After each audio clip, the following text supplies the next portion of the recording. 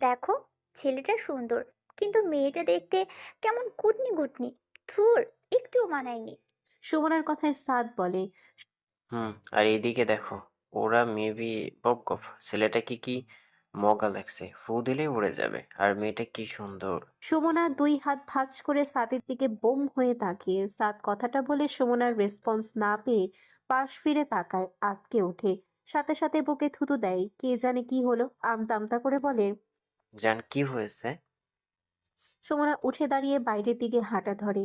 পেছন পেছন সাদ এগোচ্ছে। আরে কি হয়েছে, কোথায় যাচ্ছ? সুমনা ঝাড়ি মেরে বলে। জাহান নামে যাচ্ছি, তুমি যাও না। ওই মেয়ের কাছে, ফালতু ক্যারেক্টারলেস ছেলে, বেয়াদব। সাদ অবাক হয়ে দাঁড়িয়ে যায়। যা বাবা, নিজে অন্য ছেলের প্রশংসা করতে পারবে, আমি মেয়ের করলেই দোষ। রিক সাদকে থমকে দাঁড়াতে দেখে পেছন থেকে পিঠে হাত রেখে তা স্লাইড করে পেছন থেকে ঘাড় দিয়ে বুকে নিয়ে যায়। মেলি স্বরে বলে। হেই সাদ বেবি, হোয়াট হ্যাপেন্ড? হঠাৎ এমন স্পর্শে সাদ লাফিয়ে ওঠে, ছিটকে দূরে সরে যায়, দ্রুত মুখে ঝাঁপে। নাউজুবিল্লাহ, আস্তাগফিরুল্লাহ। আমার পুকির মা আছে। আমার পুকির মা দেখলে আমার ইন্নানিল্লাহ করে দিবে। দূরে হও, দূরে হও। বলতে বলতে পাশে তাকায়, দেখে রিক হাসতে হাসতে গড়াগড়ি খাওয়ার উপক্রম। সাদ কপাল কুঁচকে এদিক সেদিক তাকায়, কোনো মেয়ে নেই, বুঝে ফেলে এটা রিকের কাজ। শালা দাঁড়া, তোকে আজ দেখাচ্ছি। এদিকে রিক হাসি থামিয়ে ভৌ দৌড়। দুলুলু, তোমার যা আছে আমারও তা আছে, দেখার মতো বিশেষ কিছু নেই। দৌড়াতে দৌড়াতে তারা বাইরে আসে, হয়রান হয়ে দাঁড়ায়। রিক হাঁপিয়ে বলে। আরে দুলু ব্রো, আমি তো তোমার লয়ালিটি চেক দিছিলাম। সামনে তাকাতেই দেখে পিহু, সুমনা, মেঘ, ফারহান, রুদ্ররা সেদিকে। সাদ রিকও সেদিকে এগিয়ে যায়। চারপাশে সবুজ মাঠ, গাছগাছালি, মাঝ দিয়ে রাস্তা। সেখানেই বসে আছে মেঘ, পিহু, সুমনা। রিক হাঁটাহাঁটি করছে এদিক সেদিক, গাড়িতে হেলান দিয়ে দাঁড়িয়ে আছে রুদ্র, ফারহান। সামনের সিটের দরজা খুলে পা বাহিরে দিয়ে বসে আছে সাদ। ফারহান এদিক সেদিক দেখে হঠাৎ বলে। জায়গাটা গ্রাম সাইড, লোকালয় না। রুদ্র শান্ত গলায় বলে। এমন জায়গায় তোকে কোপাতে ইচ্ছে করছে? ফারহান ব্যঙ্গ করে বলে। আর আমার তো অনেক ইচ্ছা করছে, তাই না? চারিদিকে বাতাস বয়ে যাচ্ছে। রুদ্ররা চুপচাপ উপভোগ করছে পরিবেশ, তবে ওদিকে বিচ্ছুর দল চুপ নেই। এক একজন আশেপাশে পরিবেশ দেখছে, উল্টাপাল্টা বক বক করছে। আরে এই মাঠ তো আমার বাপ দাদার সম্পত্তি ছিল, দান করে দিয়েছি। রিক বুক ফুলিয়ে বলে ওঠে। রিকের কথায় সুমনা ভ্রু তুলে নাটকীয় ভঙ্গিতে বলে। জানিস, আমি এক সময় দুবাইয়ের আইফেল টাওয়ারের মালিক ছিলাম। এখন সব দান করে দিয়েছে। মনটা যে অনেক বড়, বুঝলি তো। বলে বুকের উপরে হাত চাপড়ায়। ওদের কথায় পিহু বিরক্ত মুখে বসা থেকে উঠে দাঁড়িয়ে বলে। ইচ্ছে করছে দুটোকে প্লেনের নিচে চাপা দিই। আফসোস, আমার প্রাইভেট প্লেনের চাকা পাংচার হয়ে আছে। এসব শুনে মেঘ দুই হাত কোমরে দিয়ে দাঁড়িয়ে বলে ওঠে। তোদের কথা শুনে ইচ্ছে করছে আমার প্রাইভেট হেলিকপ্টারে তুলে সবকটাকে উপর থেকে ফেলে দিই। হ্যাঁ, আলাবাদ পারে দল। বাঁচলি, আমার হেলিকপ্টারের তেল শেষ হয়ে গেছে। ফারহান আর সাদ মুখ চেপে হাসি আটকাচ্ছে। রুদ্র ফুস করে শ্বাস ছেড়ে বলে। এরাই সবচেয়ে শান্তিতে আছে। ব্রেন নাই, ব্রেন ক্যান্সারের ঝুঁকিও নাই। কিছুক্ষণ পর সবাই চলে যায়। বিয়ে পড়ানো হয়েছে, এখন খাওয়ার পালা। সায়ান সারা তাদের পুরো ফ্রেন্ড গ্যাং আর কাজিন সহ 3টা টেবিল একত্র করে বসেছে। হাসি ঠাট্টার মাঝে খাওয়া শেষ হয়। এবার বিদায়ের বেলা, সবাইকে সালাম করাচ্ছে, একে একে সবাই সালামি দিচ্ছে। সারা ভীষণ কাঁদছে। একটা মেয়ে যে বাড়ি ছোট থেকে বড় হয়েছে, সে বাড়ি মা বাবা ভাই বোন সব ছেড়ে নতুন ঠিকানায় যাবে, ভাবতেই কেমন লাগে। মেঘের অনেক খারাপ লাগছে সারার কান্না দেখে। তার চোখেও পানি। তার নিজের বিদায়ের কথা মনে পড়ে নিজেকেই তাচ্ছিল্য করে। আমার ওটা কি কোনো বিদায় ছিল? হ্যাঁ ছিল, আপদ বিদায় ছিল। রুদ্র মেঘের দিকে তাকিয়ে পাশে এসে দাঁড়ায়। শরীর খারাপ লাগছে? মেঘ মাথা নেড়ে না করে। রুদ্র ফের বলে। তো চোখ মুখ এমন দেখাচ্ছে কেন? মেঘ হাসার চেষ্টা করে বলে। এমনি সারা আপুর বিদায় রেখে খারাপ লাগছে। রুদ্র এক হাতে মেঘকে ধরে দাঁড়ায়। মেঘ মুচকি হেসে রুদ্রের দিকে ছল ছল চোখে তাকায়। এমন মানুষই তো সে চেয়েছিল, যে খারাপ লাগা ভালো লাগা সবকিছুতে পাশে থাকবে। পিহ সুমনা বসে বসে দেখছে আর হিসাব করছে কে কত টাকা দিচ্ছে। এক মহিলা সারার কি লাগে জানে না, তবে দেখে সেই লেভেলের বড়লোক মনে হচ্ছে। বয়স্ক মহিলা, হাতে কানে গলায় স্বর্ণের অলংকারে ভরা। সুমনা বলে। বাপ রে, ডিস্কো মহিলা। পিহু তাকিয়ে বলে। মনে হয় 50-60 হাজার সালামি দেবে। দাঁড়া দেখি। মহিলাকে সালাম করতে ব্যাগ থেকে 1,000 টাকার নোট বের করে। পিহু সুমনার ভ্রু কুঁচকে আসে। আরে, মনে হয় ভুলে বের করেছে, আবার ঢোকাচ্ছে। এবার বের করবে বড় বান্ডেল। মহিলাটি 1,000 টাকার নোট রেখে এবার 500 টাকার নোট বের করে সায়নের হাতে দেয়। সুমনা পিহু থতমত মুখ চাওয়াচাই করছে। ঘটনা বিলায় এক্সপেকটেশন ভার্সেস রিয়ালিটি। সুমনা উত্তেজনায় জোরেই বলে ওঠে। কি কিপটা মাইরি। সাথে সাথে আশেপাশের সবাই তাদের দিকে তাকায়। মহিলাটি শুনেই দ্রুত এগিয়ে আসে। পিহু ঢোক গিলে বলে। এই রে, এই জন্যই বলে সমনা, ভালো হতে টাকা লাগে না। হ্যাঁ, এবার সুমনা দাঁত দিয়ে নখ কামড়ে বলে। আমি ইচ্ছে করে বলেছি নাকি? আমার গলায় ব্রেক নষ্ট হয়ে গিয়েছিল। সুমনের কথায় ডিস্কো মহিলা এমনভাবে তেড়ে আসছে যেন সার লাল কাপড় দেখেছে। সুমনা পিহু কেউই উঠতে পারছে না। মহিলা হন্তদন্ত হয়ে সামনে এসে বলে। এই মেয়ে, কিপটা বলার সাহস হলো কিভাবে? সুমনা ঢোক গিলে বলদের মতো হাসি দিয়ে বলে। মানে আন্টি, আমি অভাবে বলতে চাইছিলাম। মহিলা আরো রেগে গর্জে ওঠে। এই, এভাবে ওভাবে কি? তুমি কিপটা বলেছো কেন? অসহায় হয়ে সুমনা পিহুর দিকে তাকায়, কিন্তু পিহু একদম ভদ্রমেয়ের মতো বসে আছে, যেন সুমনাকে চিনেই না। পিহুর পোলটি দেখে সুমনা চোখে চোখে ইশারা করে, দাঁড়া, এ আপদ যা, তারপর তোকে দেখে নেব। সাদ পাশেই ছিল, চিন্তিত হয়ে এগিয়ে আসে। আবার কি কাণ্ড করলো এই মেয়ে? এদিকে পরিস্থিতি সামাল দিতে সুমনা হেসে বলে। আরে আন্টি, মিসআন্ডারস্ট্যান্ডিং হয়েছে আপনার। অস্বীকার করছো? আমি তো সম্পূর্ণটা শুনেছি। না না, অস্বীকার করব কেন? আমি তো বলেছি। কত বড় সাহস! মহিলাকে থামিয়ে সুমনা কাঁধে হাত বুলিয়ে শান্ত করার ভঙ্গিতে বলে। আরে আন্টি, কুল কুল। আমি কিপটা খারাপ মিন করে বলিনি, গুড ওয়েতে বলেছি। মহিলা হতবাক হয়ে জিজ্ঞেস করে। কিপটা আবার ভালোবাসে কিভাবে? সুমনা মুখটা ইনোসেন্ট করে বলে। দেখুন আন্টি, মানুষকে কিপটা বলে রেগে যায়, কিন্তু আসলে কিপটা খুব ভালো শব্দ। কারণ যারা কিপটা, তারাই আসল খাঁটি মানুষ। তারা অপচয় করে না, প্রয়োজনের চেয়েও কম খরচ করে। জানেন কেন? কেন? কারণ তারা দেশপ্রেমিক, দেশের সম্পদ অপচয় থেকে রক্ষা করে। তারাই হলো ব্রিটিশদের ফেলে যাওয়া, উফ, মানে মেরে ভাগানো রত্ন। তাই তাদের কিপটামি দেশের জিনিসের প্রতি মায়াই। যেমন আপনি একজন খাঁটি দেশপ্রেমিক, দেশের সম্পদ যেন কমে না যায়, তাই টাকা হিসেব করে খরচ করেন, ঠিক তো? সুমনার যুক্তি শুনে মহিলা খুশি হয়ে বলে। হ্যাঁ হ্যাঁ, একদম ঠিক। সুমনা মুখ ভার করে বলে। দেখলেন আন্টি, আমি আপনাকে ভালো দিক দিয়ে কিপটা বলেছি, আর আপনি রেগে গেলেন। আমি নিজেও তো কিপটা, 10 টাকায় চিপস পর্যন্ত কিনে খাই না, টাকা চলে যাবে বলে। আর সেই আমি কিনা আমার দলের লোকের সাথে খারাপ ব্যবহার করব? এবার আশেপাশের অনেকে মুখ চেপে হাসছে। পিহু কোনোভাবে হাসি আটকাচ্ছে। সাদ পাশে থেকে যোগ করে। আরে হ্যাঁ আন্টি, জানেন না, ও তো 10 টাকার চিপস কিনলো 10 সেকেন্ড কভার আপ, সরি, 10 দিনে খায়। সাদের কথা কেড়ে নিয়ে রিক বলে। তাও দেখেন কত বুটকি, সব আল্লাহর দান, না খেয়েও এত স্বাস্থ্যবান। আলহামদুলিল্লাহ, সুবহানাল্লাহ। সুমনা কটমট করে তাকায় ওদের দিকে। মহিলা খুশিতে সুমনার গাল ধরে বলে। আরে মা, আমি বুঝতে পারিনি তুমি এত ভালো। এমন একটা মেয়ে চাই আমার ছেলের বউ হিসাবে। নাম কি তোমার? বাসা কোথায় মা? বাড়ি কোথায় মা? তোমাকে আমার পছন্দ হয়েছে। মহিলার কথায় সাদ, সুমনা, পিহু, রিক সবাই চমকে তাকায়। সাদের তো মনে হলো হার্টে কেউ ধপ করে আঘাত করেছে। সে কিছু বলার আগে পিহু বলে ওঠে। আরে আন্টি, ও তো বিবাহিত, আমার 2 মাত্র ভাবি। পিহুর কথায় মহিলার মুখ চুপসে যায়, তারপর আবার হেসে বলে। যাই হোক, তোমাদের ঘরের লক্ষ্মী এই মেয়ে, সংসারে অভাব আসবে না এরকম সাংসারিক বউ থাকলে। ভালো থাকো মা। বলেই ব্যাগ থেকে 10 টাকার নোট বের করে সুমনার হাতে ধরিয়ে দিয়ে চলে যায়। মহিলা যেতে এক একজন হাসিতে ফেটে পড়ে। পিহুদের সাথে সায়ান, সারার কাজিনরাও হো হো করে হাসছে। কিন্তু সুমনা বোকার মতো হাতে ধরা নোটের দিকে তাকিয়ে বলে। আমাকে কি ভিক্ষা দিয়ে গেল? পিহু হাসতে হাসতে বলে। যা, ওই দিয়ে 10 টাকার চিপস কিনে। বাকিটা সাদ বলে। 10 দিনে খাও? রিক বলে। সুমনা, যদি সত্যি 10 টাকার চিপস 10 দিনে খেতে পারে, আমি এটাকে পৃথিবীর সব থেকে আশ্চর্যজনক কাজ বলবো। ওদের মজা শুনে সুমনা রেগেমেগে এক দৌড়ানি দেয়। সামনে সাদ, পিহু, রিক দৌড়াচ্ছে, পিছে সুমনা।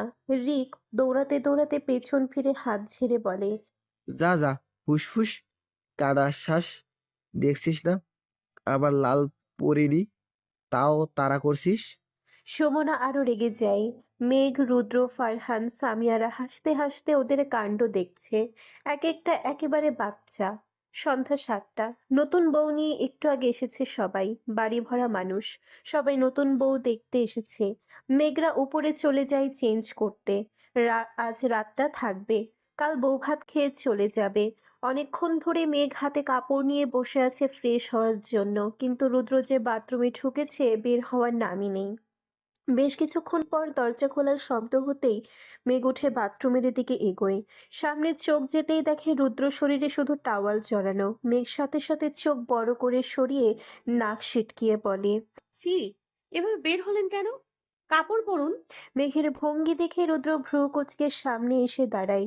এমন ভাব ধরছো যেন অন্য কোনো মেয়ের সামনে এসেছি। তারপর মুচকি হেসে লজ্জা দিতে বলে, তাকাচ্ছ না কেন? কয়দিন পর তো এমনিতেই খোসা ছাড়াই দেখতে হবে। রুদ্রের কথায় মেঘের ঘা ঝাঁঝরা হয়ে যায়। ধাক্কা দিয়ে সরতে গিয়ে তার হাত থেকে ছোট কালো কিছু পড়ে যায়। দ্রুত সেটা দলামোচা করে তুলে নেয়। রুদ্র ভ্রু কুঁচকে বলে, এটা কি? মেঘ থমথমে মুখে তোতলাতে তোতলাতে বলে, কিছু না। ওর এমন রিয়াকশন দেখে রুদ্রের সন্দেহ হয় নিশ্চয়ই কিছু লুকাচ্ছে।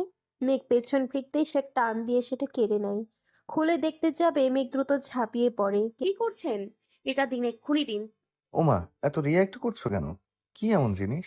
না না না, দেখতে হবে না, প্লিজ দিন। কিন্তু রুদ্র ছাড়ে না। হাত উঁচু করে ধরে রেখেছে। মেঘ নাগাল পাচ্ছে না। রুদ্র হাসতে হাসতে মেঘের কাণ্ড দেখছিল। হঠাৎ চমকে ওঠে। মেঘ তার টাওয়ালের গিট্টু চেপে ধরেছে। এই, কি করছো? মেঘ শয়তানি হেসে বলে, এটা দেন, না হলে গিট্টু খুলে দেব। রুদ্র চোখ বড় করে তাকায়। বলে কি মেয়ে? দ্রুত জিনিসটা মেঘের হাতের দিকে বাড়িয়ে দিতে যাবে, অমনি মেলে যায়। সাথে সাথে রুদ্রের চোখ বড় বড় হয়ে যায়। মেঘ লজ্জায় হাত থেকে ছো মেরে নিয়ে বাথরুমে ঢুকে যায়। রুদ্র মাথা চুলকাতে চুলকাতে বিড়বিড় করে, বললেই হতো পার্সোনাল জিনিস, তাহলে আমিই দিয়ে দিতাম স্টুপিড। ও অনেকক্ষণ ধরে ফারহানের রুমের সামনে ঘুরঘুর করছে। ভেতরে ঢুকবে কিনা সেটা নিয়ে দ্বিধায়।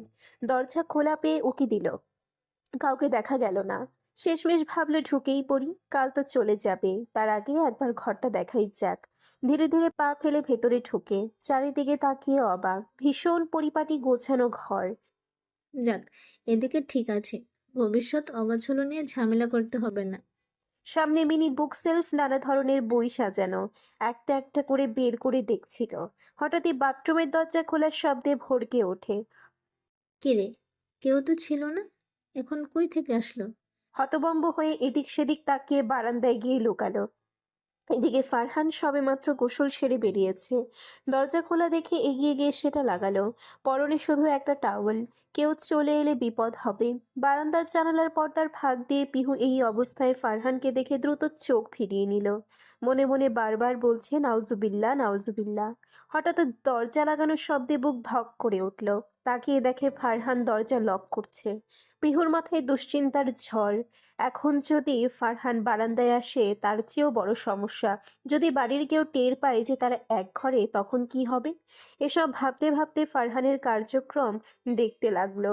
প্রথমে সে ড্রয়ার খুলে কাপড় বের করে বিছানায় রাখলো। তারপর টাওয়ালে হাত দিলেই পিহুর চোখ কোটর থেকে বেরিয়ে আসার মতো অবস্থা। দ্রুত মাথা ঘুরিয়ে নিল। কি করছে উনি ভেবে লজ্জায় আড়ষ্ট হয়ে দাঁড়িয়ে। তাকাবে না করছে, তবু নির্লজ্জ মন বলছে, দেখ দেখ, তোরই তো ফিউচার জামাই। অবশেষে মনের সাথে যুদ্ধে হেরে ফের তাকাতেই এমন এক দৃশ্য দেখে যে সে সাথে সাথে পিহু ছিটকে পিছিয়ে যায়। ধাক্কায় ফুলদানি পড়ে গিয়ে শব্দ হয়। শব্দ শুনেই ফারহান তাড়াহুড়ো করে ট্রাউজার পরে। কে কে বলতে বলতে বারান্দায় এলো। ঢুকতেই দেয়ালের সাথে ঘেঁষে চোখ চেপে রাখা পিহুকে দেখে অবাক হয়ে বলে, এই তুমি এখানে কি করছো? ফারহানের গলা শুনে পিহু ধীরে ধীরে চোখ খুলল। জোর করে হাসার চেষ্টা করে আশেপাশে হাত দেখিয়ে বলে দিল, এই আর কি, পরিবেশ উপভোগ করছিলাম। সুন্দর না আকাশটা? ফারহান ভ্রু কুঁচকে বলল। তো আমার রুমের বারান্দায় আসতে কিভাবে? পিহু অবাক হওয়ার ভান করে। ও, এটা আপনার ঘর? আমি তো জানতামই না। পরিবেশ উপভোগ করতে করতে চলে এসেছি, হয়তো ভুলে। ফারহানের হঠাৎ মনে পড়ে কিছু। ওয়েট, তুমি এতক্ষণ এখানেই ছিলে? পিহু ঠোঁট উল্টে চোখ ছোট ছোট করে মাথা নাড়ল। ফারহান সাথে সাথেই হালকা আতঙ্ক নিয়ে চেঁচিয়ে বলে ওঠে। এই, তুমি কিছু দেখোনি তো? ফারহানের চিল্লানোয় পিহু গুলিয়ে গেল। তড়িঘড়ি করে বলে। না না, কিচ্ছু দেখিনি। ফারহান এগিয়ে এসে একদম পিহুর সামনে দাঁড়িয়ে গম্ভীর গলায় প্রশ্ন করে। সত্যি করে বলো। পিহুর চোখ হঠাৎ ফারহানের শরীরের দিকে চলে গেলেই দ্রুত নামিয়ে নিল। তোতলাতে তোতলাতে বলল। আপনার জামা পরুন।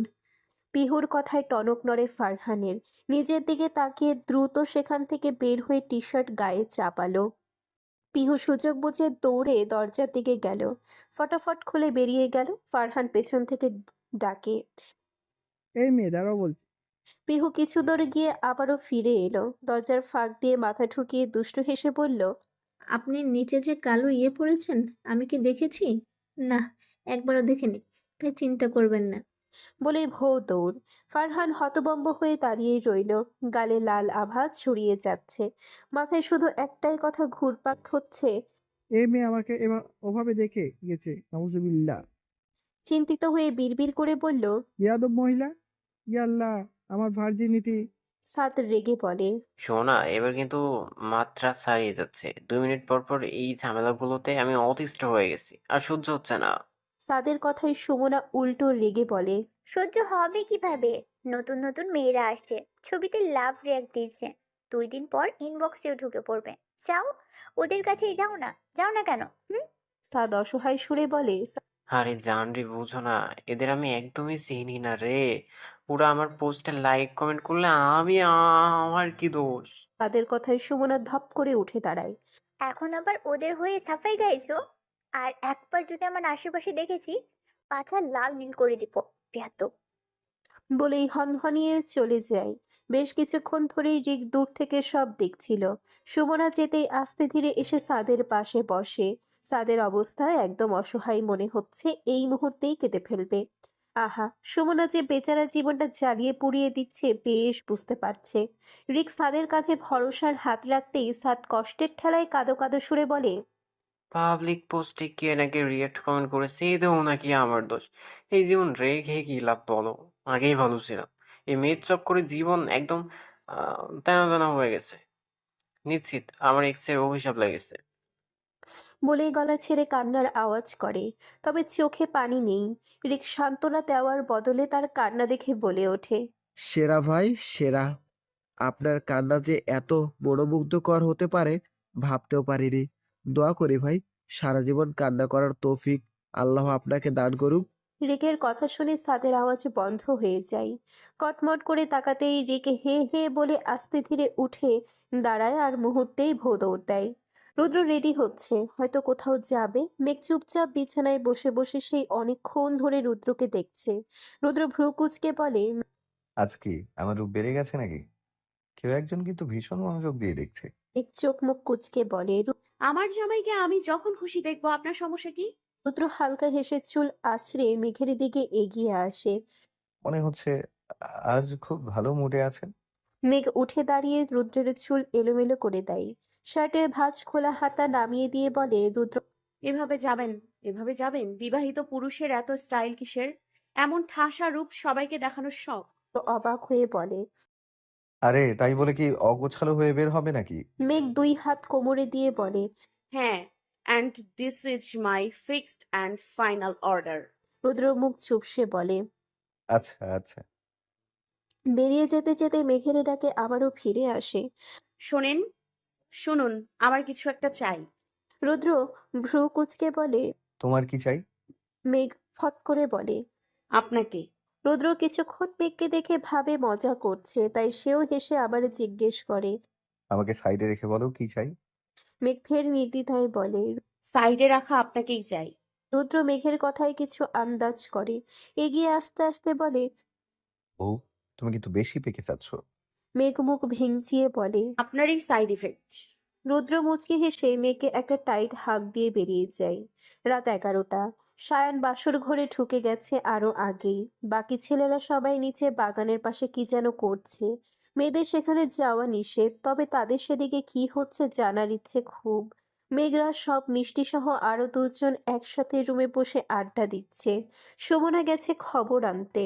তখনই হঠাৎ সুমনার গলা শুনে সবাই দরজার দিকে ফিরে দেখে সুমনা হাতে একটা বোতল নিয়ে দৌড়ে আসছে। পেয়ে গেছি। এই, আমার বেটা আসছে, সবাই সালাম দাও। বলে স্কাউটের ভঙ্গিতে হালকা জোরে মেঘ বলে ওঠে। সামনে সালাম। সাথে সাথে মেঘ সহ পেছনের সবাই একসাথে কপালে হাত দিয়ে বলে ওঠে বিসমিল্লাহির রহমানির রহিম। দুলাভাই। রাত 1টা। রুদ্ররা বাগান থেকে মাত্র ঘরে ঢুকেছে। ঢুকতেই দাঁড়িয়ে যেন বনে গেছে। চোখে মুখে অবাক ভাব, কি হচ্ছে কিছুই যেন মাথায় ঢুকছে না। সামনে সিঁড়িতে মেঘরা দাঁড়িয়ে, একদম নিচে মেঘ, তার পেছনে দুই পাশে সুমনা পিহু, তাদের পেছনে সামিয়া ফারহা, আর অবশেষে মিষ্টি আরো একজন মেয়ে। সবাই মাথায় হাত দিয়ে সালামের ভঙ্গিতে একেবারে ট্রায়াঙ্গেল স্টাইলে দাঁড়িয়ে আছে। সালাম শুনে রুদ্ররা ভীষণ খায়। এদিকে পিহুর রাগী চোখে বলে, এই মূর্খের দল, সালাম বলতে হয়। আসসালামু আলাইকুম। পিহুর কথা শুনতেই মেঘ আবার বলে। ওকে, আবার সামনে সালাম। এবারও কপালে হাত দিয়ে সবাই একসাথে বলে আসসালামু আলাইকুম দুলাভাই। ফারহান রুদ্রের পাশে এসে ফিসফিস করে বলে। এরা কি ড্রং করছে নাকি? রুদ্র খেয়াল করে বলে। দেখে তো মনে হচ্ছে। তারপরে কটমট করে সাদের দিকে তাকিয়ে বলে, তোকে না বলেছিলাম নজর রাখতে, কেউ যেন হাতে নাগালে না পায়। সাদ নখ কামড়ে বলে। আরে আমি তো অন্য বোতলে ভরে লুকিয়ে রেখেছিলাম, কিভাবে এদের হাতে পড়লো কিভাবে কে জানে। ওদের ফিসফিসানি দেখে সুমনা বিরক্ত হয়ে বলে। এই, আমার হাত ব্যথা করছে, আমি পা তুলছি কপাল ধরতে। বলেই হাত নামিয়ে পা তুলতে যায়, তবে উল্টে পড়ে যেতে যেতে দেয়ালে ভর দিয়ে কোনো মতে সামলায়। সাদ তো দৌড়ে আসে ধরতে, কিন্তু সুমনা ঠিক হয়ে দাঁড়াতেই থেমে যায়। এর মধ্যে পিহু হঠাৎ চেঁচিয়ে এক হাত উঁচু করে বলে। জয় বাংলা। সাথে সাথে বাকিরাও গলা মিলিয়ে চেঁচিয়ে ওঠে। জিতবে আবার নৌকা। সবাই চমকে ওঠে। ফারহান দ্রুত বলে। এদের চুপ করা, নয়তো আমরা উড়ে পড়লে বাস খাবো আমরাই। ফারহানের কথা শুনে সবাই তাড়াহুড়ো করে ওদের ঠেলে ধাক্কা দিয়ে উপরে তুলতে শুরু করে। রুদ্র এক হাতে মেঘকে আর এক হাতে পিহুকে ধরে রেখেছে। মেঘ হাত ছাড়াতে ছাড়াতে বলে। ছাড় শয়তান, তুই আমার দেহ পাবি কিন্তু মন পাবি না, ছাড় ছাড়। রুদ্র বিড়বিড় করে। দেহ পেলেই হবে। শেষমেশ সবাইকে এক রুমে ঢুকিয়ে বাইরে থেকে দরজা লাগিয়ে দেয়। রুদ্র, ফারহান, রিক, সাদ, শান্ত সহ কয়েকজন দরজার সামনে বসে থাকে। ভাই আমরাও তো খেলাম, কই নেশা তো ধরলো না, শুধু একটু ঘুম ঘুম লাগছে। শান্তের কথায় রুদ্র ফুস করে শ্বাস ছেড়ে বলে। তোর মতো কি এদের খেয়ে অভ্যাস আছে নাকি? সকাল 10টা বাজে। পিহু মাথা ধরে উঠে বসে, মাথাটা যেন ভারী হয়ে আছে। চারপাশে তাকাতেই দেখে সবাই একই রুমে যেভাবে পেরেছে ঘুমিয়েছে, একটার উপরে আরেকটা গড়াগড়ি খাচ্ছে। রাতে কি হয়েছিল কিছুই মনে নেই, শুধু মনে আছে সুমনা একটা বোতল এনেছিল, তারপর গ্লাসে করে সবাইকে একটু একটু টেস্ট করিয়েছিল। পিহু সবাইকে ডেকে তোলে। একে একে সবাই মাথা ধরে বসে পড়ে। সামিয়া কপাল চেপে বলে। ওইটা ওয়াইস ছিল, আল্লাহ জানে রাতে আমরা কি কি করেছি। সবার রাগীর চোখ সুমনার দিকে যায়। সুমনা ঠোঁট উল্টে বলে। আমি জানতাম নাকি? জানলে জীবনে আনতাম না। সেদিনই রিসেপশনের পর বাড়ি ফিরে আসে রুদ্ররা। বাড়িতে ঢুকতেই সবাই ঘিরে ধরে তাদের। 3 দিন পর চৌধুরী বাড়ির প্রাণগুলো ফিরে এসেছে, সবার মুখে আনন্দ। পিহু বাবাকে দেখে দৌড়ে গিয়ে জড়িয়ে ধরে। আমার সোনামা, কেমন কেটেছে সময়? পিহু আহ্লাদ করে বলে। তোমাকে ছাড়া একটু ভালো লাগে না। পেছন থেকে রুদ্র চুল টেনে বলে। এহ, সেখানে তো বেশ মজা করছিলি, এখন আব্বুর সামনে ভালো সাজা হচ্ছে। পিহু রেগে বিচার চায়। আব্বু, তোমার ছেলে আমাকে মেরেছে। এরশাদুল চৌধুরী মেকির রাগ দেখিয়ে বলেন। রুদ্র, আমার প্রিন্সেসকে একদম টাচ করবে না। এভাবেই তারা হাসি ঠাট্টায় মেতে আছে। মেঘ দূর থেকে বাপ মেয়ের ভালোবাসা দেখছে, চোখ ভিজে আসে।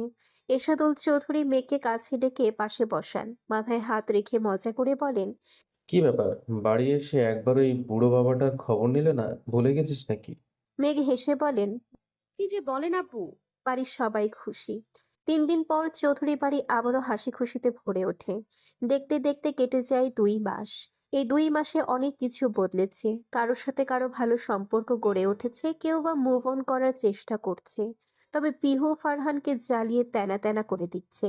রুদ্রদেরও ফাইনাল পরীক্ষা শেষ হয়ে গেছে। আজ ভার্সিটি শেষে মেয়ে, পিহু, রিক শোভনাকে বিদায় দিয়ে গাড়িতে উঠে পড়ে। অন্যদিকে শোভনাকে অন্য পথে যেতে দেখে রিক ভ্রু কুঁচকে জিজ্ঞেস করে। তোর বাসা তো ওই দিকে, এদিকে কোথায় যাস? রিকের কথায় শোভনা একটু ইতস্তত করে বলে, আমার একটা কাজ আছে সামনে, তুই যা। আমি চলি তাহলে তোর সাথে। সুমনার সাথে সাথেই না বলে চলে যায়। রিকের কাছে সুমনাকে বেশ চিন্তিত মনে হচ্ছিল, তাই সেও সন্দেহ নিয়ে লুকিয়ে পিছু নেয়। কিছু দূর যেতেই সুমনা রিকশায় উঠে পড়ে। রিকও আরেকটা রিকশা নিয়ে পিছু নেয়। প্রায় 10 মিনিট পর একটা পার্কের সামনে গিয়ে থামে সুমনা। ভাড়া মিটিয়ে ভেতরে ঢুকে যায়। রিকও পিছু নেয়। মনে মনে ভাবে ওর আবার কি কাজ এখানে। কিছু দূর যেতেই সুমনা একটা বেঞ্চে বসে এদিক সেদিক তাকাতে থাকে। কারোর জন্য হয়তো অপেক্ষা করছে। কে আসবে তা দেখার জন্য রিক কাছাকাছি, তবে একটু আড়ালে দাঁড়ায়। 5 মিনিট পর হঠাৎ এক অপরিচিত ছেলে এসে দাঁড়ায়। সুমনা তাকে দেখে তড়িঘড়ি করে উঠে দাঁড়ায়। তার ভঙ্গিমায় স্পষ্ট ভীষণ অস্বস্তি বোধ করছে। সুমনার সামনে দাঁড়িয়ে আকাশ। দেখো আকাশ, আমি তোমাকে ভালোবাসি না। রিলেশনটা ছিল শুধু মজা চলে। আমরা কোনোদিনও গার্লফ্রেন্ড বয়ফ্রেন্ডের মতো আচরণও করিনি। তোমার সাথে কথা বলেই তোমার মতো তোমার মত নিয়ে ব্রেকআপ করেছিলাম। তাহলে আবার সিনক্রেট করছো কেন? কি চাই তোমার? আকাশ সুমনাকে উপর থেকে নিচ পর্যন্ত স্ক্যান করে হেসে বলে, এতদিন তোমাকে সামনাসামনি দেখিনি, শুধু ছবি দেখেছি। কিন্তু সেদিন দেখে আর নিজেকে সামলে রাখতে পারছি না। যদি জানতাম এত সুন্দরী, কখনোই ছাড়তাম না। আমার তোমাকেই চাই। সুমনার ঘৃণা লাগে আকাশের কথায় বিরক্ত হয়ে বলে, আকাশ, কালকেও বলেছি, আজও বলছি, আমি একটা সিরিয়াস রিলেশনশিপে আছি। আকাশ ভাবলেশহীনভাবে বলে। তো কি হয়েছে? সাদের সাথে ব্রেকআপ করে ফেলো। সুমনা ক্ষেপে গিয়ে চেঁচিয়ে ওঠে। Shut up! আমি বলেছি না আমি সিরিয়াস রিলেশনশিপে আছি। মানে আমি সত্যিই ওকে ভালোবাসি। আকাশ হঠাৎ রেগে গিয়ে সুমনার হাত ধরে টেনে নেয়। এই, আমি কিচ্ছু জানি না। তোকে আমার লাগবে, তুই ব্রেকআপ করবি, শেষ কথা। সুমনা হাত ছাড়ানোর চেষ্টা করছে কিন্তু পারছে না। এদিকে রিগের চোখ লাল হয়ে যায়। এগিয়ে যেতে নেয়, কিন্তু তার আগে সেখানে হন্তদন্ত হয়ে হাজির হয় সাদ। সাদকে দেখে সুমনা ভয় পেয়ে যায়। সাদের মুখ গম্ভীর, চোখে ভয়ঙ্কর রাগ। সুমনার হাত আকাশের হাতে দেখে সাদের চোয়াল শক্ত হয়ে যায়। বুকে টিপ টিপ ব্যথা করছে, যেন কেউ আঘাত করছে। রেগে গিয়ে সজোরে ঘুষি বসায় আকাশের নাক বরাবর। সাথে সাথে আকাশ হাত ছেড়ে মাটিতে পড়ে যায়। নাক দিয়ে গলগল করে রক্ত বের হয়ে আসে। কিন্তু সাদের রাগ তাতেও কমে না। সে আকাশকে মারতে শুরু করে। তোকে সাহস কে দিয়েছে আমার জিনিসে হাত দেওয়ার? সাদ আকাশকে পেটাতেই থাকে। রিক আর দাঁড়িয়ে না থেকে দৌড়ে গিয়ে ধরে। পাবলিক প্লেসে এভাবে মারামারি হলে আরো ঝামেলা হবে। আশপাশ থেকে কয়েকজন ছেলেও এসে সাদকে আটকায়। সুযোগ বুঝে আকাশ পালিয়ে যায়। এদিকে সুমনা কাচুমাচু হয়ে দাঁড়িয়ে, চোখে পানি আর হাত পা কাঁপছে। আকাশ যেতেই সাদকে ছেড়ে দেয়। সাদ তেড়ে সুমনার সামনে এসে তার 2 বাহু শক্ত করে ধরে ঝাঁকি দেয়। এই, তোর কয়টা লাগে? হ্যাঁ, একটা দিয়ে হয় না? আমি তোকে কি কম ভালোবেসেছি? তোকে যেভাবে ট্রিট করেছি আজ পর্যন্ত কাউকে সেটুকু করিনি। আর তুই এসবের যোগ্যই না। তাদের সাদের মুখ লাল হয়ে আছে, চোখ দিয়ে যেন আগুন ছড়ছে। ভয়ে সুমনা কেঁদে ওঠে, ভাঙা গলায় বলে। তুমি যা ভাবছো তা না। সাদ আরো গর্জে ওঠে। চুপ একদম, নয়তো থাপ্পড় মেরে গলা ফাটিয়ে দিব। ভাগ্যিস ছোট ভাই একটা সময় মতো বলে দিয়েছিল, নয়তো এতক্ষণে ওই ছেলেটার সঙ্গেই থাকতি। সুমনা অসহায় চোখে তাকিয়ে থাকে। কান্নায় ভেঙে পড়ে, হিচকি উঠে গেছে। সাদ আমাকে বিশ্বাস করো প্লিজ। তাকে হালকা ধাক্কা দিয়ে ছেড়ে দেয়। এক হাত কোমরে গুজে অন্য হাতে কপালে স্লাইড করে বলে। তোকে বিশ্বাস আর কোনোদিন যেন আমার চোখের সামনে না দেখি। রিক দাঁড়াতে দাঁতে দাঁত চেপে সব দেখছিল। সাদ একবার তার দিকে তাকিয়ে হনহনিয়ে চলে যায়। সুমনা বেঞ্চে বসে কাঁদতে থাকে। রিক গিয়ে পাশে বসে বলে। কাঁদিস না, তোর কান্না ভীষণ বাজে লাগে, একদম পেতনির মতো। রিকের কণ্ঠে সুমনা তার দিকে তাকায়। কান্না ভেজা চোখ দেখে রিক ঢোক গিলে। বলদ, কাঁদছিস কেন? কান্না দিয়ে সব সমস্যার সমাধান হয় নাকি? হঠাৎ সুমনা হাত জোর করে রিকের সামনে বলে ওঠে। রিক, প্লিজ ওকে একটু বোঝা। ও আমাকে ভুল বুঝছে। আমি ওকে ছাড়া বাঁচতে পারবো না। বল না ওকে যেন আমাকে ছেড়ে না দেয়, আমাকে একটু বিশ্বাস করে। বলতে বলতে মাথা নিচু করে ফেলে, চোখ দিয়ে টপ টপ করে জল গড়িয়ে পড়ছে। রিক অসহায় চোখে তাকায় কিছুক্ষণ, তারপরে দীর্ঘশ্বাস ফেলে ছেড়ে বলে, তোদের কিছু হবে না, আমি সব ঠিক করে দেব। সত্যি? হ্যাঁ রে বাবা, তবে এখন কান্না বন্ধ কর, কান্না ফেটে যাচ্ছে। রিকের কথায় ঠাস করে একটা ঘুষি মারে তার পিঠে। রিক হেসে ওঠে, সুমনাও কান্না থামিয়ে হালকা হাসে। তখনই একটা পিচ্চি ছেলে দৌড়ে এসে বলে, আপু, রিক্সা দাঁড়ায় আছে, তাড়াতাড়ি আহেন। সুমনা ভ্রু কুঁচকে বলে, আমি তো রিক্সা দাঁড় করাইনি। ওই যে লম্বা একখান ছেলে গেল, ওই আপনারে দেখা কইলো আপনারে বাড়িতে দিয়ে আসতে। সুমনার সাথে সাথে জিজ্ঞেস করে। অ্যাশ কালারের শার্ট পরা ছিল। পিচ্চিটা মাথা নেড়ে বলে। হ্যাঁ হ্যাঁ। মুহূর্তেই সুমনার মুখে হাসি ফুটে ওঠে। পাশে রিক বলে, রিক দেখছিস কতটা কেয়ার করে, রেগে আছে তাও তোকে নিয়েই ভাবছে। যা, চিন্তা করিস না, তোকে ছাড়বে না, রাগের মাথায় বলেছে। তুইও চল, সামনে নামবি। সাথে সাথে ব্যস্ততার ভান করে বলে। না না, তুই যা, আমার কাজ আছে। তারপর সুমনা চলে যায়। রিকো অন্য পথে হাঁটতে থাকে, কোথায় যাবে জানে না, শুধু একটু শান্তি খুঁজছে। মনে মনে হেসে বলে, সবাই শুধু আমায় হাসতেই দেখে, এই হাসির পেছনের দুঃখ কয়জনই বা বোঝে। নদীর ধারে বসে আছে রিক। হঠাৎ মোবাইল বেজে ওঠে, কারো নাম দেখে কল রিসিভ করে। কি ব্যাপার, কল করলে যে? ওপাশ থেকে মিষ্টি অসহায় কণ্ঠে বলে, আপনি আমায় কয়েকদিন ধরে ইগনোর করছেন কেন? রিক দীর্ঘশ্বাস ছাড়ে। শায়নের বিয়ের পর থেকে মিষ্টির সাথে বেশ ফ্রেন্ডলি কথা হতো, কিন্তু কয়েকদিন আগে হুট করে মিষ্টি তার ভালোবাসার কথা জানায়। এরপর থেকেই রিক ইচ্ছে করেই তাকে এড়িয়ে চলছে, যেন মেয়েটা ধীরে ধীরে ভুলে যায়। কি হলো, কথা বলছেন না কেন? রিক ভাবনা সরিয়ে উত্তর দেয়। এমনি একটু ব্যস্ত ছিলাম। মিষ্টি হতাশ স্বরে বলে।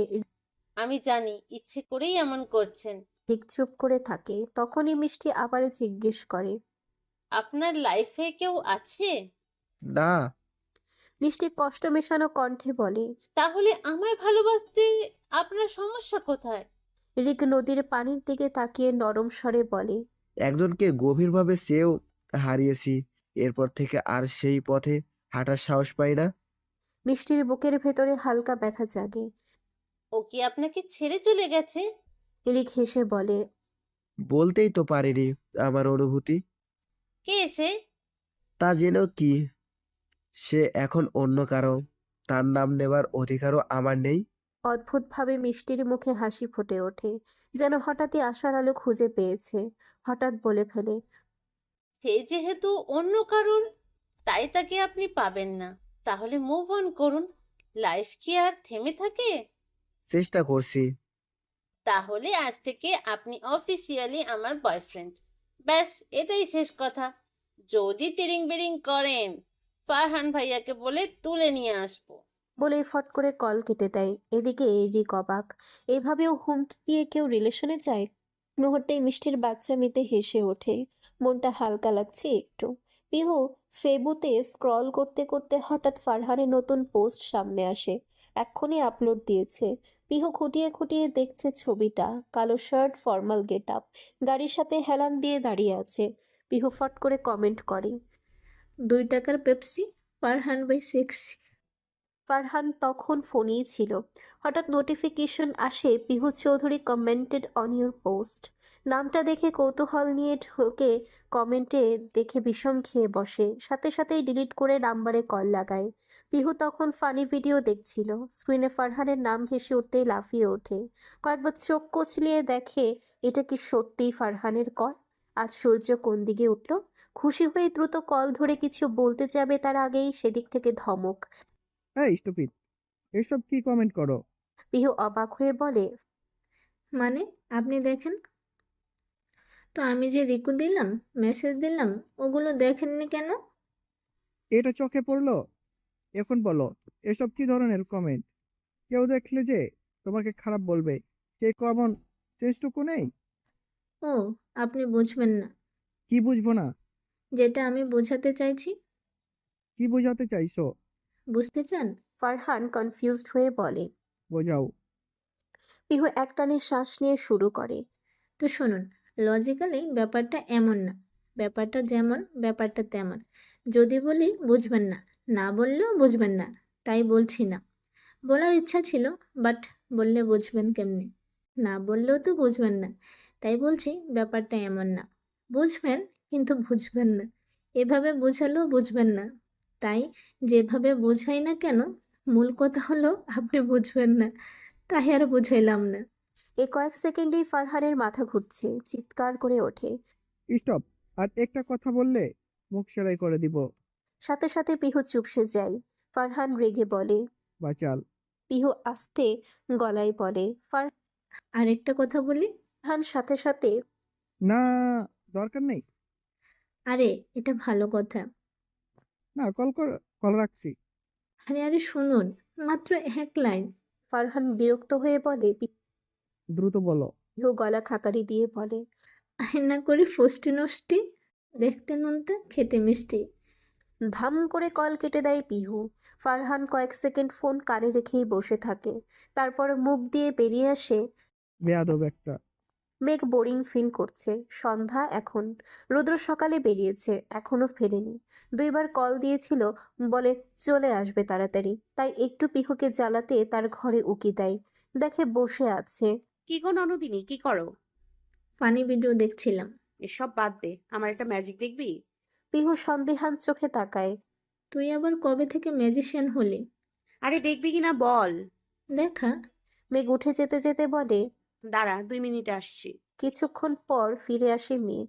পিহু দেখেই হেসে ওঠে। মেঘের কপালে মার্কার দিয়ে বড় করে প্রেস লেখা, পাশে টিপের মতো বড় গোল বিন্দু।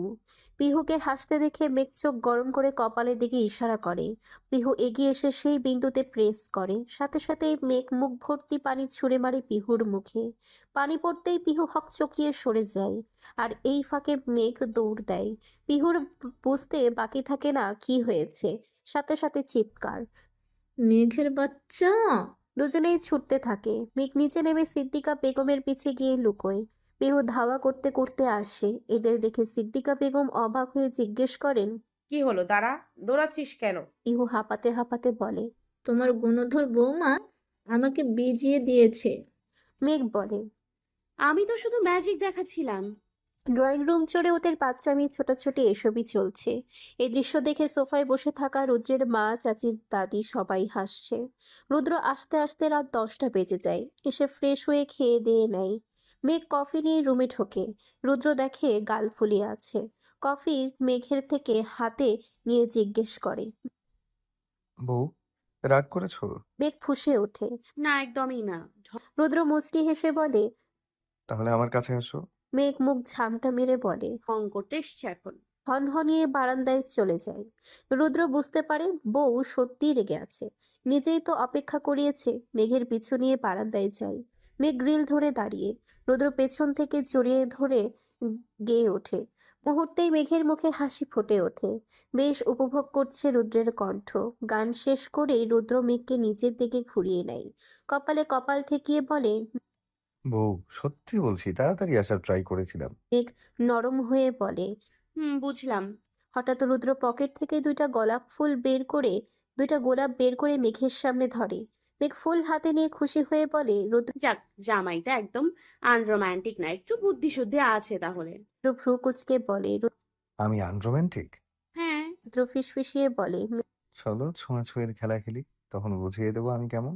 মেঘ তাকায়। খেলবেন নাকি? রুদ্র মাথা নেড়ে বলে। হ্যাঁ, গভীর রাতে। মুচকি হেসে বলে। চলুন এখনই খেলি। খেলার এত তাড়া? রুদ্র দুষ্টু হেসে বলে। তাহলে চলুন ম্যাডাম। মেঘ বলে। 1 মিনিট দাঁড়ান, প্রস্তুতি নিয়ে আসি। বলেই মেঘ বেরিয়ে যায়। রুদ্র ফ্যাল করে তাকিয়ে থাকে। ভেবেছিল মজা করছে মেঘ, তবে কি সত্যি? তার অপেক্ষার প্রহর শেষ হবে তাহলে? মাথা চুলকে হেসে ওঠে। যাক, বউটা এতদিন আমার কষ্টটা বুঝলো। কিছুক্ষণ পরেই মেঘ এসে হাজির। পিছে পিছে পিহু, সাদ, সামিয়া, তাহমিদও ঢোকে।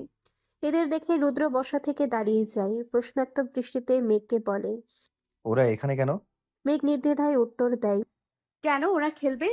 রুদ্র চোখ বড় করে বলে। হোয়াট? রুদ্রের চিৎকারে মেঘ কানে হাত দিয়ে বলে। আরে চিল্লাচ্ছেন কেন? এদিকে পিহুরাও কানে হাত দিয়ে দাঁড়িয়ে কাহিনী দেখছে। রুদ্র একবার তাদের দিকে তাকায়, তারপর মেঘের এক বাহু টেনে বারান্দায় নিয়ে গিয়ে বলে। ছোঁয়াছুঁয়ি বলতে কি বুঝিয়েছো, ইডিয়েট? মেঘ অবাক স্বরে বলে। আরে ওই যে আমরা ছোটবেলায় খেলতাম ওইটাই তো। রুদ্র কটমট করে তাকায়, মুডটাই নষ্ট করে দিয়েছে। রেগে হনহনিয়ে রুমে ঢোকে।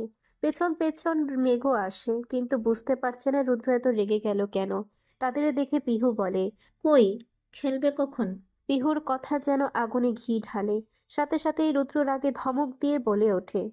এক্ষুনি সব কটা বেরোবি, 1 সেকেন্ড সময় দিচ্ছি। রুদ্র বলতেই ভয়ে ওরা সবাই দ্রুত উধাও হয়ে যায়।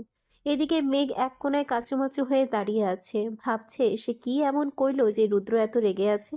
রুদ্র গিয়ে এক হাত মাথার নিচে, আরেক হাত চোখের উপরে দিয়ে শুয়ে পড়ে। কয়েক সেকেন্ড যেতে কর্কশ গলায় বলে। লাইট নিভিয়ে বিছানায় আসার জন্য কি নতুন করে ইনভাইট করতে হবে?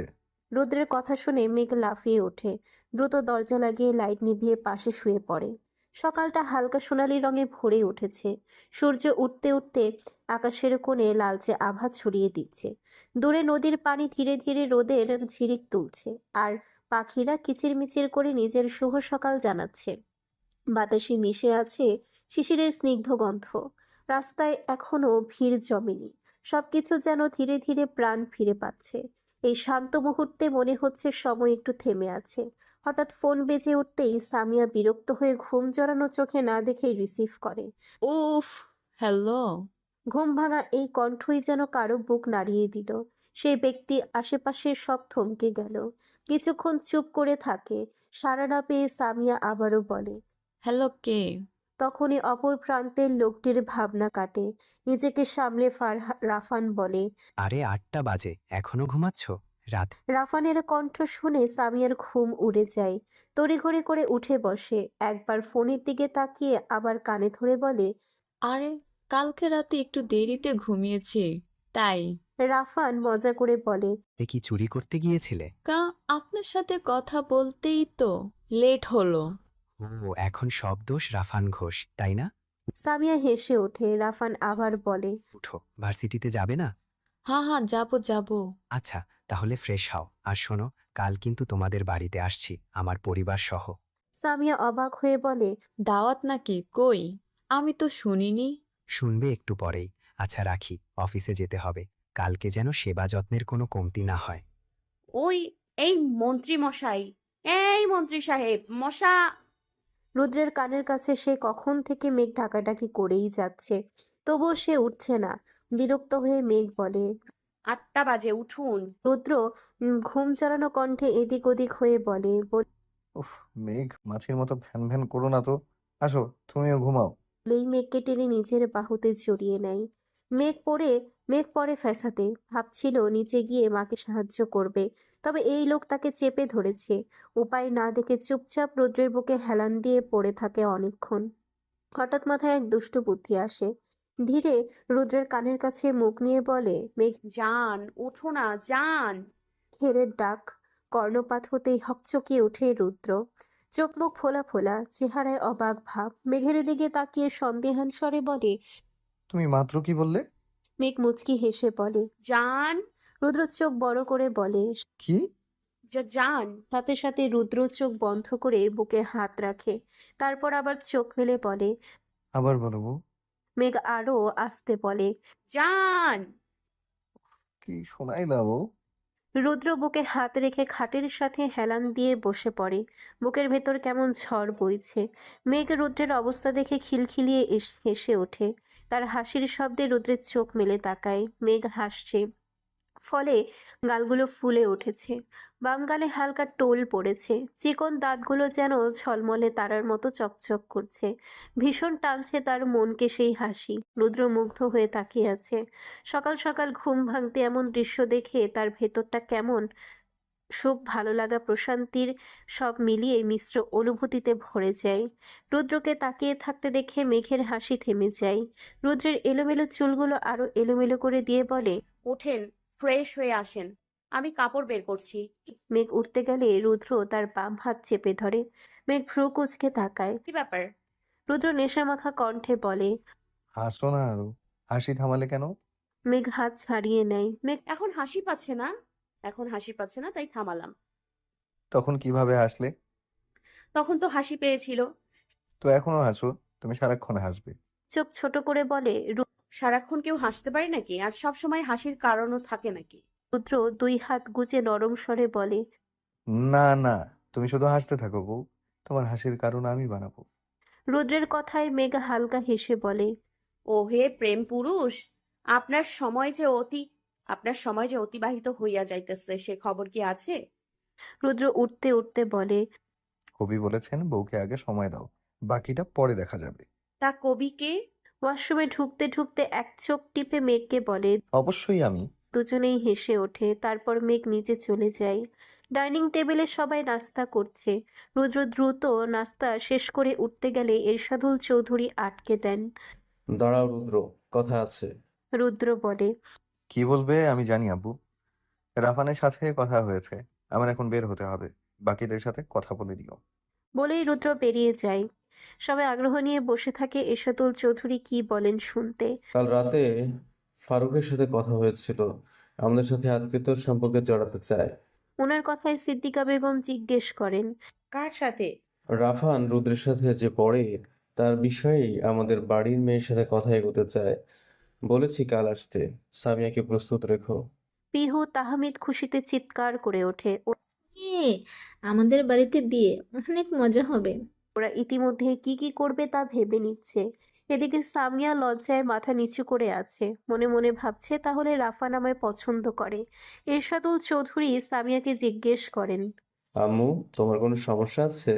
সামিয়া মাথা দুলিয়ে না করে রুমে চলে যায়। সেও তো এই 2 মাসে রাফানের মায়ায় পড়ে গেছে। এদিকে বাকিরা ব্যস্ত হয়ে পড়ে আগামী দিনের প্রস্তুতিতে। সামিয়া রুমে এসে দরজা লাগিয়ে দেয়। বুক ধুকপুক করছে। আয়নার সামনে দাঁড়িয়ে নিজেকে দেখে। সে লজ্জায় লাল হয়ে গেছে। মুহূর্তেই দীর্ঘশ্বাস ফেলে। রুদ্র ভাই, আপনাকে হারিয়ে ভেঙেছিলাম সব শেষ। ভাগ্য খারাপ, কিন্তু উনি বন্ধুত্বের হাত বাড়িয়ে দিয়েছে।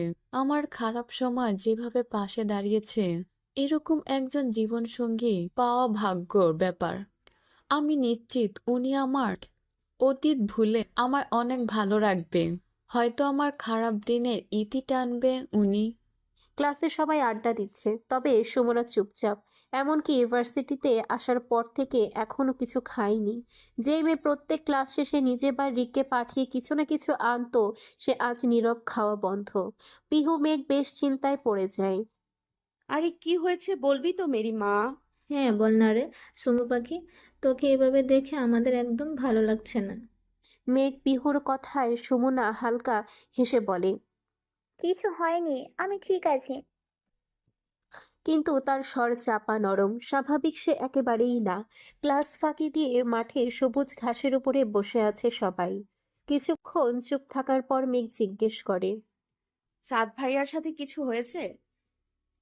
এবার সুমনার যেন বাঁধ ভেঙে যায়, ছড়ছড়িয়ে কেঁদে ওঠে, মাথা ঝাঁকায় বারবার, যার মানে হ্যাঁ। এই সুমনা, এভাবে কাঁদে কেউ? কি হয়েছে বল না। সুমনা হিচকি তুলতে তুলতে কালকের সব ঘটনা বলে। এখন ও আমার সাথে কথাই বলছে না, সব জায়গা থেকে ব্লক করেছে। তোর ভাইয়াকে বোঝা না, আমার ভালো লাগছে না আর। পিহু অবাক। যে মেয়ে 2 দিন পর পর ব্রেকআপ করতো বফ নিয়ে, একদিনও মন খারাপ করতে দেখেনি, সে আজ এক ছেলের জন্য কাঁদছে। ভীষণ নজর কাড়া বিষয়। সত্যি ভালোবাসা মানুষকে নিখুঁতভাবে বদলে দেয়। সুমনাকে শান্ত করে পিহু বলে। এভাবে কাঁদলে হবে না, ভাইয়া রাগ করেছে। এখন তোর কাজ কি? সুমনা প্রশ্ন করে। কি? রাগ ভাঙানো। সুমনা অসহায় কণ্ঠে বলে। কিন্তু কিভাবে? কথা বলার পথই রাখেনি। এক হঠাৎ দাঁড়িয়ে যায়। সুমনা অবাক হয়ে তাকায়। পিহু না না, সেখানে গেলে সিন ক্রিয়েট হবে, ও রাগ করবে। মেঘ উঠে সুমনাকে টেনে উঠায়। সবাই মিলে পিহুদের গাড়িতে করে সাদের ভার্সিটিতে যায়। সুমনা ইতস্তত করে এগোয়। কিছু দূর যেতেই দেখে একপাশে সাদ সহ কয়েকজন ছেলে মেয়ে আড্ডা দিচ্ছে। তবে সাদ মোবাইল নিয়ে ব্যস্ত। তাকে দেখে সুমনার কান্না আবারও আসতে থাকে। ঠোঁট কামড়ে কান্না আটকে সামনে এগোয়। পিহু সাদকে দেখেই ডাকে। ভাইয়া, হঠাৎ পিহুর গলায় সাদ মাথা তোলে, সামনে তাদের দেখে দাঁড়িয়ে যায়। খেয়াল করে সুমনাকে, পেছনে মাথা নিচে করে দাঁড়িয়ে আছে। ভ্রুকুচকে এগিয়ে এসে বলে রিক তোরা এখানে কি করছিস? এগিয়ে এসে বলে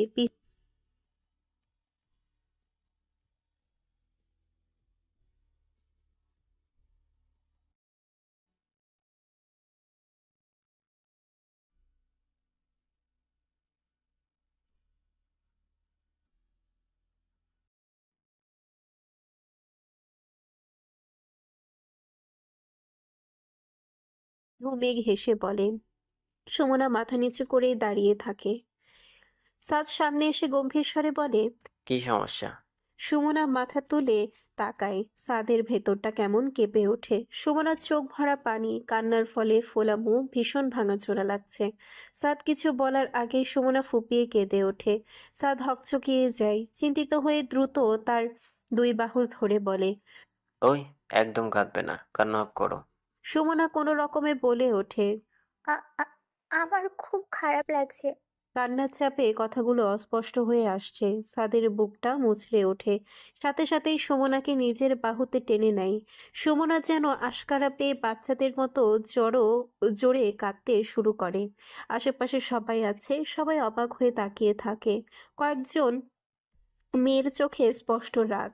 সাদ প্লে বয়, এটা সবাই জানে। তা সত্ত্বেও মেয়েরা নিজের ইচ্ছেতে ওর কাছে আসতো, কারণ দুইটা সাদের ফ্যামিলি ব্যাকগ্রাউন্ড আর তার গুড লুকস। পিহুরা এসব তাদের প্রাইভেসি দিয়ে চুপচাপ চলে যায়। কান্নার ভেতরে সুমনা বলে, সাদ ছাড়ো, সবাই দেখছে। ভাবলেশীন গলায় আরো শক্ত করে জড়িয়ে ধরে বলে। দেখুন। সুমনা চুপ করে সাদের বুকে মাথা গুজে কান্না চালিয়ে যায়। সাদ নরম স্বরে বলে। এই জান, আর কেঁদো না, সরি, আর চিল্লাবো না। সুমনা ভাঙা গলায় বলে। আমাকে তুমি ছেড়ে দিবে? কিছুক্ষণ চুপ থেকে সাদ দুই হাতে ওর চোখের পানি মুছে দেয়। চলো। সুমনা কান্না থামিয়ে জিজ্ঞেস করে। কোথায়? সাদ হাত ধরে গাড়ির দিকে যেতে যেতে বলে। তোমার সন্দেহ দূর করতে। পিহু আর মেঘ দাঁড়িয়ে আছে সচিবালয়ের সামনে। মেঘ চিন্তিত গলায় বলে। পিহু, আমাদের যদি এখানে দেখে তোর ভাই রেগে যায়, আর তার থেকেও বড় কথা, আমরা ঢুকতে পারবো নাকি? ও ভাব নিয়ে বলে। আব্বে শালি, মেয়ে হো না, সব ম্যানেজ হয়ে যাবে। ওই মেয়ে অনেকক্ষণ ধরে দাঁড়িয়ে ফিসফিস করছে দেখে গার্ডরা সন্দেহ করে। একজন এগিয়ে এসে জিজ্ঞেস করলো। কি চান এখানে? পিহুর সঙ্গে সঙ্গে উত্তর দিল। ভেতরে যাব ফারহান ভূঁইয়ার সাথে দেখা করতে। গার্ড কড়া গলায় বলল। পিহু সাধারণ মানুষ শুট করে প্রবেশ নিষেধ। কোনো অ্যাপয়েন্টমেন্ট লেটার আছে? কাগজ দেখান। মেঘ একে অপরের দিকে তাকালো। পিহু অনুনয় করে বলল। না, সেটা নেই। তাহলে সরি ম্যাম, ঢুকতে পারবেন না। গার্ড ঘুরে চলে যেতে উদ্যত হলে পিহু তাড়াতাড়ি আটকে দিল। আরে দাঁড়ান, আমি ফারহান ভূঁইয়ার ওয়াইফ। গার্ড সঙ্গে সঙ্গে থেমে গেল। কিছুক্ষণ পিহুকে খুঁটিয়ে দেখল, সত্যি বলছে কিনা বোঝার চেষ্টা করছে। তা দেখে পিহু দ্রুত নাটক জুড়ে দিল। দেখুন, আমি প্রেগনেন্ট, বেশি সময় দাঁড়িয়ে থাকতে পারি না। বলেই হঠাৎ মেঘের গায়ে হেলে পড়ল। মেঘ তো হতবাক, এ কি বলে মেয়েটা। পিহুর গুঁতো খেয়ে দ্রুত সাড়া দিল। হ্যাঁ হ্যাঁ, তাড়াতাড়ি ভেতরে যেতে দিন। যদি ওর কিছু হয়ে যায়, ফারহান ভাই কিন্তু আপনার চাকরি খেয়ে ফেলবেন। গার্ড হকচকিয়ে গিয়ে ভেতরে এক লোককে ডাকলো। লোকটা এসে হেসে সালাম দিল। আসসালামু আলাইকুম ভাবি, এতক্ষণ দাঁড় করে রেখেছিস কেন? ভাবি আপনি আসেন আসেন। বয়সে বাবার সমান লোকের মুখে ভাবি ডাক শুনে পিহুর কাশি উঠে গেল। দ্রুত পানি খেয়ে নিজেকে সামলে নিল। তারপর লোকটা ফারহানের কেবিন পর্যন্ত নিয়ে গেল। এদিকে মেঘ বারবার উকি দিচ্ছে রুদ্রকে দেখার আশায়। পিহু ফিসফিস করে বলল। রুদ্র ভাইয়া মেবি আব্বু যেই কেবিনে থাকতো ওটাতেই আছে। আমি একবার এসেছিলাম, সোজা গিয়ে বাই 3 নাম্বার কেবিনে। তুই যা, আমি এদিকে একটু জ্বালিয়ে আসি। বলেই পিহু কোনো অনুমতি ছাড়াই ফারহানের কেবিনে ঢুকে গেল। মেঘ সামনে গিয়ে পিহুর বলা সেই রুমের দরজায় নক করলো। ভেতরে থেকে মেয়েলি কণ্ঠ ভেসে এলো। Come in. মেঘ ভেবেছিল হয়তো ভুল কেবিনে এসেছে, সরি বেরিয়ে যাবে ভাবছিল। ভেতরে ঢুকে সামনে দৃশ্য দেখে তার হাসি খুশি মুখ নিয়ে যায়। রুদ্র বসে আছে আর তার সামনে এক মেয়ে। মেয়েটি ভ্রুকুচকে জিজ্ঞেস করলো। কি চাই? মেঘ কিছুই বলল না, শুধু হতবাক হয়ে রুদ্র আর মেয়েটির দিকে তাকিয়ে রইল। রুদ্র ল্যাপটপে কিছু করছে। পাশের মেয়েটির কথায় দরজার দিকে ফিরে তাকায়, সাথে সাথে উঠে দাঁড়ায়। বউ, তুমি এখানে? বলেই এগিয়ে যায়, তবে মেঘ নিজের জায়গায় স্থির। রুদ্র এসে মেঘের হাত ধরে চিন্তিত স্বরে বলে। এখানে কি করছো? কার সাথে এসেছো? মেঘ সেসবের জবাব না দিয়ে জিজ্ঞেস করে। উনি কে? রুদ্র মেঘের মুখের দিকে তাকায়, বিষণ্ণ মুখ দেখে কিছু আন্দাজ করে দ্রুত বলে। ও হলো মুন শেখ, আমার কলিগ। আসো তুমি ভেতরে। বলেই মেঘের হাত ধরে ভেতরে নিয়ে সাইডের সোফায় বসায়। মেঘ সেই মেয়েটির দিকেই তাকিয়ে, মেয়েটিও মেঘের দিকেই নজর। মেঘকে সোফায় বসিয়ে রুদ্র এক গ্লাস পানি এগিয়ে দিল। এসির তাপমাত্রা আরেকটু বাড়িয়ে দিয়ে তার পাশেই বসলো। তুমি এখানে? কোনো দরকার হলে আমাকে কল দিতে। মেঘ একবার সামনে বসা মেয়েটির দিকে তাকায়, মেয়েটি মেঘের দিকেই হেসে তাকিয়ে আছে। গোলগাল মুখে অদ্ভুত মায়াময় ভাব। উচ্চতা প্রায় 5 ফুট 6 কাছাকাছি, দেখেই লম্বা লাগছে। গড়ন মাঝামাঝি, অতিরিক্ত রোগা না, মোটাও না। লম্বা কালো চুল ছেড়ে রাখা, গায়ে ধূসর রঙের শাড়ি, ভীষণ ভদ্র আর পরিপাটি ভঙ্গিতে পরা। পুরো চেহারায় এক শান্ত ভাব। মন উঠে এসে মেঘের সামনে হাত বাড়ায়। হাই, আমি মৌন, রুদ্রের ফ্রেন্ড প্লাস কলিগ। তুমি নিশ্চয়ই মেঘ। মেঘ হাত বাড়িয়ে হ্যান্ডশেক করে, বল। জি। মার্শাল্লাহ, রুদ্র যেমন বলেছে তার থেকেও প্রিটি তুমি। আচ্ছা, তোমার কথা বলো, আমি আসছি। এই মন এদের একান্ত সময় দিয়ে সরে যায়। আপনাকে দেখতে ইচ্ছে করছিল। রুদ্র ভ্রু কুঁচকে বলে। রুদ্রের তো ভিডিও কল দিতে তাহলে, আর গার্ডরা অ্যালাউ করলো কিভাবে? প্রশ্নে মেঘের তখনকার কথা মনে পড়ে যায়। পিহুর কাণ্ড রুদ্র জানলে তো সোজা আছাড় মারবে, তাই বলে। আপনার পরিচয় দিয়েছিলাম আর কি। সাথে কে এসেছে? মেঘ চুপসে গেল। পিহুর কথা বললে তো জিজ্ঞেস করবে সে কোথায়, তাই বলে। আমি একাই এসেছি। না। রুদ্র হালকা রেগে বলে। তোমাকে না বলেছি একা একা কোথাও যাবে না? মেঘ মুখটা গোমড়া করতেই রুদ্র চুপসে যায়, শান্ত কণ্ঠে জিজ্ঞেস করে। দুপুরে খেয়েছো? না, আপনি? না। রুদ্র কাউকে কল করে লাঞ্চের ব্যবস্থা করতে বলে। মেঘকে সেখানেই বসিয়ে সে গিয়ে নিজের চেয়ারে বসলো। ভিডিও কনফারেন্সে ব্যস্ত হয়ে গেল। এই ফাঁকে মেঘ পিহুকে মেসেজ দিয়ে বাড়ি চলে যেতে বলল। প্রায় আধা ঘন্টা পর রুদ্রের মিটিং শেষ হলো, সাথে খাবারও চলে আসে। মেঘকে রুদ্রই মুখে তুলে খাইয়ে দেয়, সাথে নিজেও খায়। খাওয়া শেষ হওয়ার বেশ কিছুক্ষণ পর সেই মেয়েটির সাথে অর্ণব আর আরও একজন ঢুকলো। মেয়েকে দেখে অর্ণব এগিয়ে আসে। মেঘ আরে ভাবি, আপনি এখানে কেমন আছেন? হেসে উত্তর দেয়। এই তো ভাইয়া, আলহামদুলিল্লাহ। আপনি কেমন আছেন? অর্ণব হালকা হেসে বলে। বেশ ভালোই আছি। রুদ্র উঠে এসে মেঘের সামনে দাঁড়ায়, পাশে রাখা মেঘের হ্যান্ডব্যাগ তুলে নিয়ে বাকিদের উদ্দেশ্যে বলে। একটু থাকো, আমি মেঘকে বাসায় দিয়ে আসছি। অর্ণব ফট করে বলে। ড্রাইভার দিয়ে পাঠিয়ে দে, তোর যা লাগবে না। রুদ্র গম্ভীর কণ্ঠে বলে। কোনো কিছু নিয়ে রিস্ক নিতে পছন্দ করি না, আর বউকে নিয়ে তো একদমই না। মেঘকে নিয়ে দরজার দিকে এগিয়ে যেতেই মন বলে। বাই মেঘ, আবার দেখা হবে। মেঘও পেছন ফিরে তা হালকা হেসে বলে। জি আপু, অবশ্যই। অর্ণব মজার স্বরে বলে। ভাবি, সাবধানে থাকবেন, দিনকাল ভালো না। এরপর রুদ্ররা বেরিয়ে পড়ল। মেঘে পৌঁছে দিয়ে আবার ফিরে গেল রুদ্র। অর্ণব সে তখন থেকেই রুদ্রকে প্রশ্ন করে যাচ্ছে।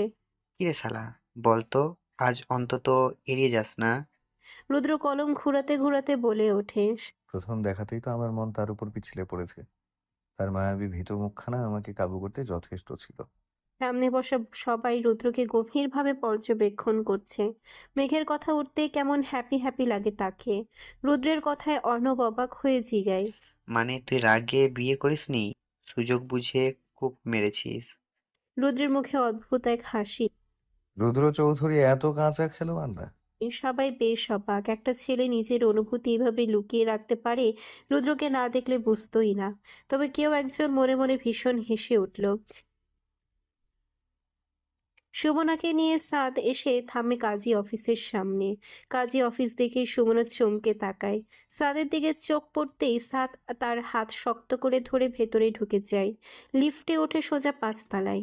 সেখানে আগে থেকেই সাদের বন্ধুরা আছে। সুমনা চিন্তিত হয়ে জিজ্ঞেস করে। এখানে কেন? সাদ তপ্ত নিঃশ্বাস ছেড়ে বলে। তোমার ভয়, আমার ভয়, আমাদের দুজনের ভয়ই আজকে দূর করতে এসেছি। তোমাকে হারানোর ভয়ে এই 2 দিন ভীষণ অশান্তিতে ভুগেছি। না ঠিক মতো ঘুমিয়েছি না খেয়েছি। আমি আর এই অনুভূতি জীবনে ফিরিয়ে আনতে চাই না। 1 সেকেন্ডের জন্য সেই পরিস্থিতি ফিরে আসুক সেটা চায় না। তোমার কাছে আমাদের সম্পর্কটা কেমন আমি জানি না, তবে আমার কাছে এটা অনেক বড় কিছু। তার থেকেও মূল্যবান তুমি। তুমি আমার জীবনে আসার পর থেকে বিশ্বাস করো, আর কোনো দিকে খেয়ালই যায় না। তুমি আমাকে পুরোপুরি বদলে দিয়েছো। তোমার বাইরে অন্য কাউকে ভাবতেই পারি না। তোমার পাশে কাউকে সহ্য হয় না। তুমি শুধু আমার, একান্তই আমার। কিভাবে যে তোমাকে ভালোবেসে ফেলেছি জানি না, শুধু জানি এই পাগলটা তোমাকে ভীষণ ভালোবাসে। I love you, Shona. I really love you.